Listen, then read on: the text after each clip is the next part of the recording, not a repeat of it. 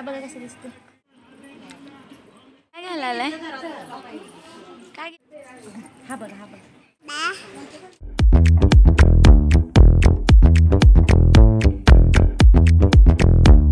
हा बघा कसं दिसते. बरंच नाही तुझं.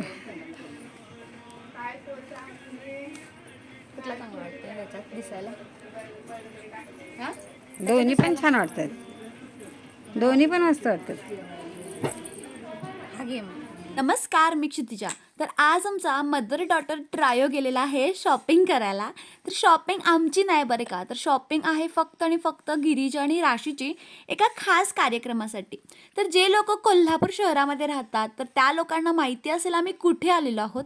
तर आम्ही आलेलो आहोत कोल्हापुरातील बालाजी कटपीस सेंटरमध्ये. तर यांच्याकडे कटपीस किंवा कुठलाही कपडा असेल तर त्याची व्हरायटी आहे. तर हे काही तागे आहेत, तर अगदी बेसिकपासून अगदी खूप जास्त रिच लुक देणारे सगळे हर एक प्रकारचे कपडे यांच्याकडे अवेलेबल असतात आणि ॲडव्हर्टिजमेंट पण यांची खूप असते. आणि तर त्यामुळे आम्ही इथं आलेलो आहे कटपीस घेण्यासाठी गिरीजा आणि राशीला. तर ड्रेस कशासाठी शिवतोय, काय शिवतोय, तर हे तुम्हाला काही कमिंग व्हिडिओजमध्ये समजेल. तर ही शॉपिंग झाल्यानंतर आम्ही आत्ता आलो दुसऱ्या शॉपिंगसाठी.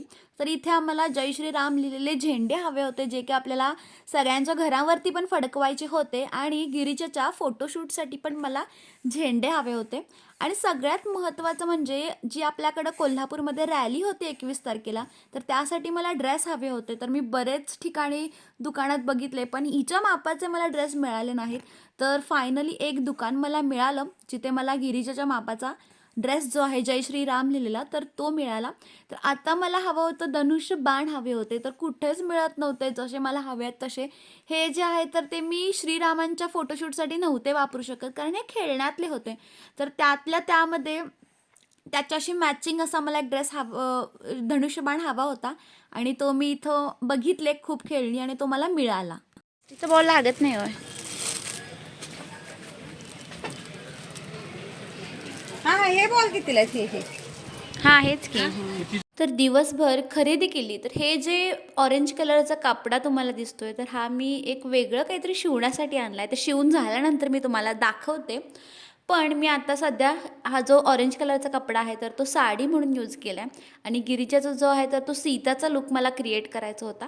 तर श्रीरामांच्या अवतारातला फोटो मी तिचा काढला होता, काही व्हिडिओज पण केले होते, दोघींचे केले होते.